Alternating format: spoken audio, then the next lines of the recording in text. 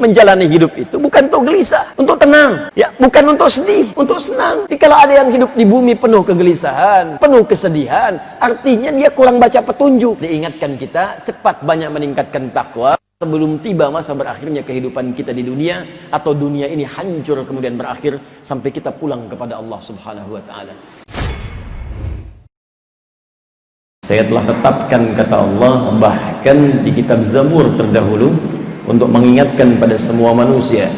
Jadi peringatan ini sudah dini disampaikan, bahwa bumi itu saya tetapkan, saya ciptakan, saya wariskan untuk dihuni, untuk dimakmurkan oleh orang-orang yang baik, orang-orang yang saleh.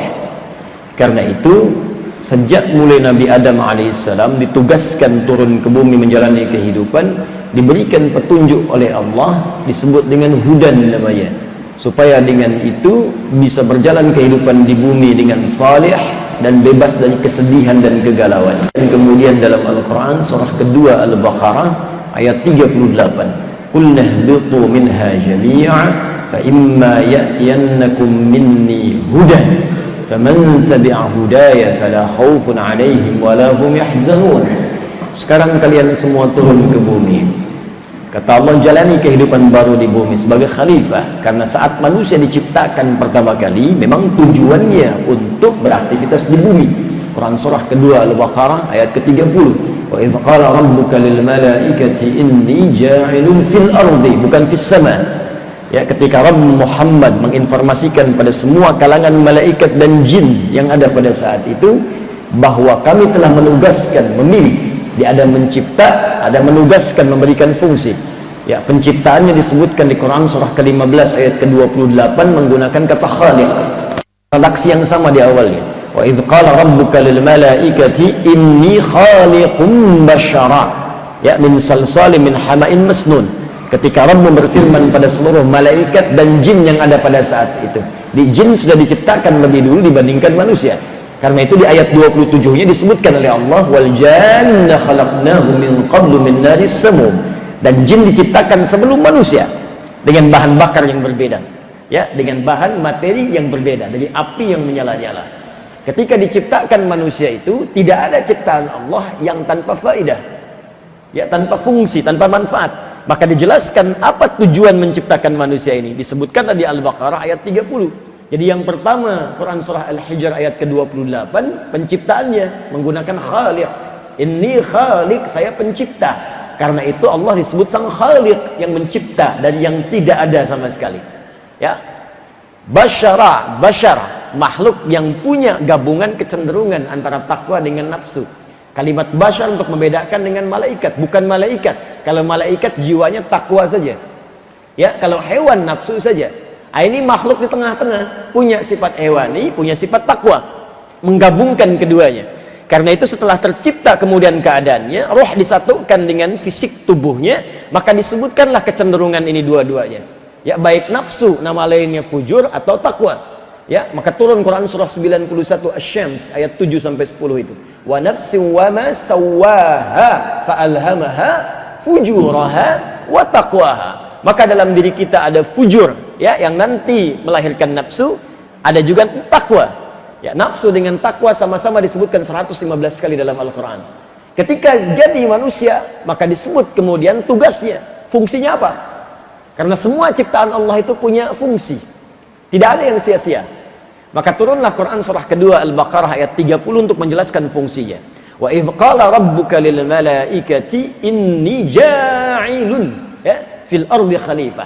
Ketika Rabbu menginformasikan pada para malaikat seluruhnya dan kalangan jin yang ada pada saat itu, kami tetapkan manusia untuk menjalani misi di bumi. Tugasnya di bumi, bukan di langit. Karena itu ketika selesai tuntas diciptakan manusia pertama, diberi nama dengan Adam, Al-Baqarah ayat 31, diberikan bekal, wa 'allama Adamal asma'a kullaha. Ya, diberikan pelatihan kemudian di surga dengan segala hal yang ada di dalamnya.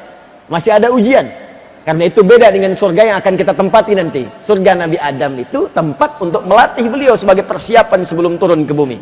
Surga kita, surga yang akan kita nikmati tanpa ada ujian lagi kemudian hari.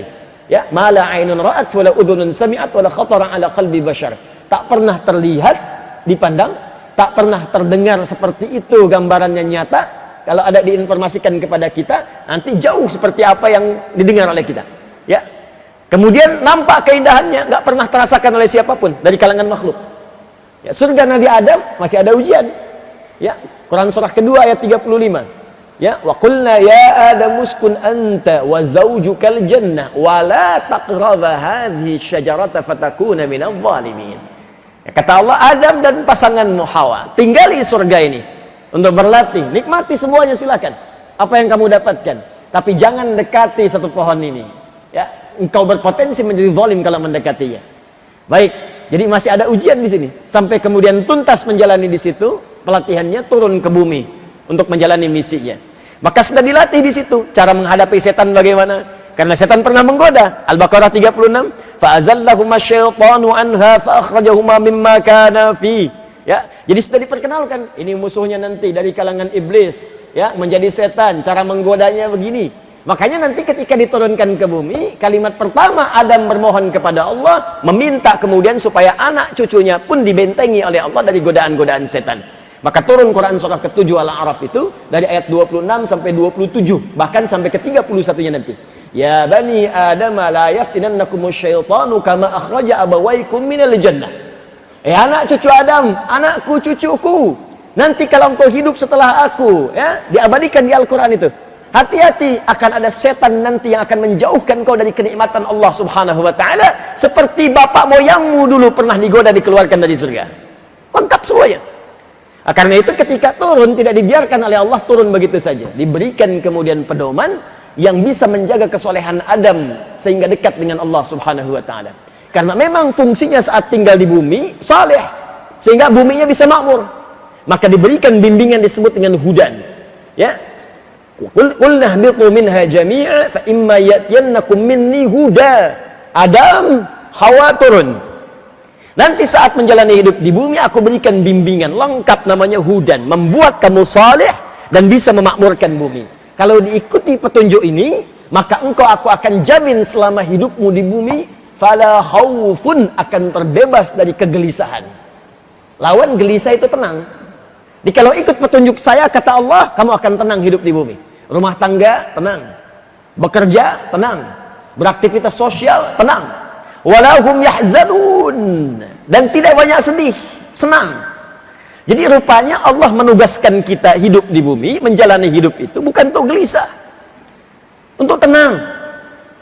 Ya, bukan untuk sedih, untuk senang. Jadi kalau ada yang hidup di bumi penuh kegelisahan, penuh kesedihan, artinya dia kurang baca petunjuk. Petunjuknya disebut dengan hudan namanya. Setiap berganti masa, berganti tugas, berganti generasi, diutus seorang nabi tetap membawa hudan. Karena itu semua kitab yang dibawa para nabi itu disebutnya hudan. Nabi Musa mendapatkan Taurat disebut hudan.